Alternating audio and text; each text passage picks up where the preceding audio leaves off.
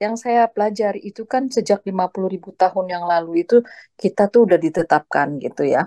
Ditetapkan nantinya sebelum kita diciptakan gitu. Udah tertulis dan waktu saat lahir juga nanti itu bahagia apa celaka gitu kan. Bahkan sudah ditetapkan neraka atau surga. Nah, kalau boleh memilih kan semua orang pengennya masuk surga kan gitu.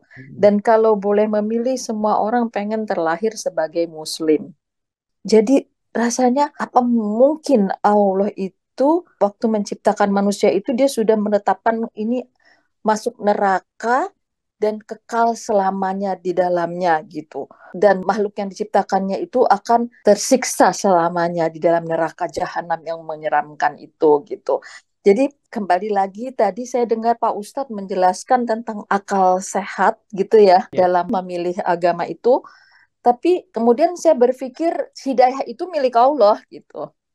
Jadi walaupun kadang-kadang orang tuh sudah ada fasilitas, diajak mengaji, diajak ini, diajak itu, tetap aja kalau dia hatinya sudah tertutup, maksudnya Allah tidak beri hidayah, yang non-muslim tidak akan masuk muslim gitu dan menjalankan.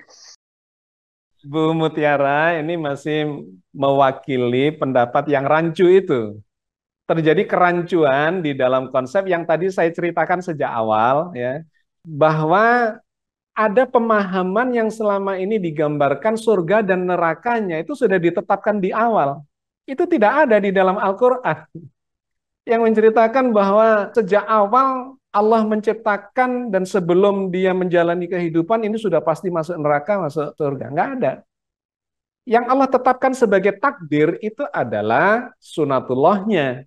Kalau orang baik, maka tempatnya di surga. Orang kalau jahat, tempatnya di neraka. Nah, maka dalam prosesnya siapa yang berjalan di dalam kebajikan, ya dia otomatis tidak akan keliru, dia pasti akan ke surga. Sedangkan yang berbuat kejahatan, ya tidak akan keliru, dia akan masuk neraka. Nah, yang selama ini kan kemudian dimutlakkan bahwa sebelum ada usaha, sebelum ada kehidupan, bahkan semuanya itu sudah ditetapkan. Si A ini diciptakan untuk masuk neraka, si B untuk masuk surga. Nggak ada itu di dalam Al-Quran. Itu diceritakan di dalam hadis, tetapi saya termasuk tidak sependapat dikarenakan tidak mungkin hadis itu bertentangan dengan Al-Quran. Kalau ada hadis bertentangan dengan Al-Quran, maka kita harus pilih Al-Quran. Karena teks Al-Quran itu dijamin oleh Allah kebenarannya, sedangkan teks hadis itu dijamin kebenarannya oleh periwayatnya atau oleh ulama hadisnya.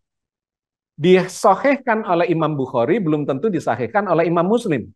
Disahihkan oleh Imam Muslim, belum tentu disahihkan oleh Imam Daruqutni, Ibnu Majah, Tirmidzi, dan sebagainya. Jadi itu ada sebuah proses yang harus diklarifikasi terlebih dahulu. Tetapi cara yang paling sederhana adalah setiap hadis itu yang sedang kita kaji harus dirujukkan dulu ke Al-Quran. Atau yang lebih baik itu, sebut dulu Al-Qurannya, mana sumber utamanya, hadis itu harus menjadi penjelas.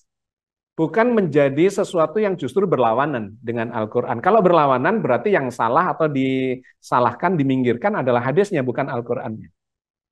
Nah, di dalam Al-Quran digambarkan begini, am hasibtum an tadkhulul jannah walamma ya'lamillahu alladhina jahadu minkum wa ya'lamas sabirin.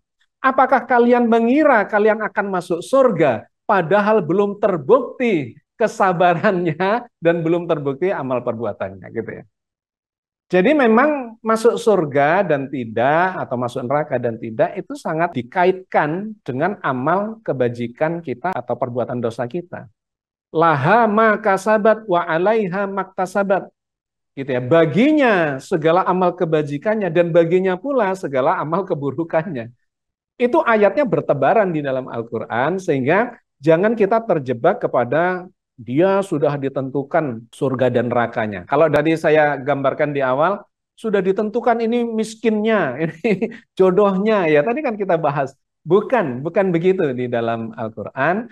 Yang ditetapkan sebagai takdir, ya qadar, dikodarkan di awal, itu adalah mekanismenya, sunatullahnya, hukum alamnya gitu ya.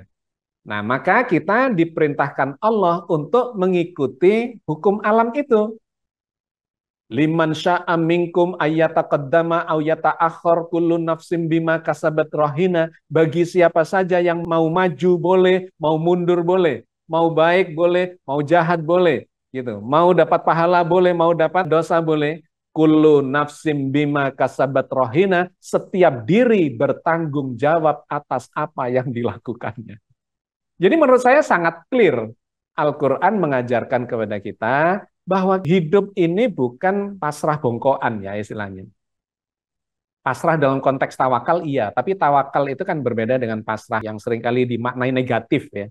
Sudahlah, kita ini sudah ditakdirkan kok, nanti kalau masuk neraka ya masuk neraka aja, kalau masuk surga masuk surga. Bukan.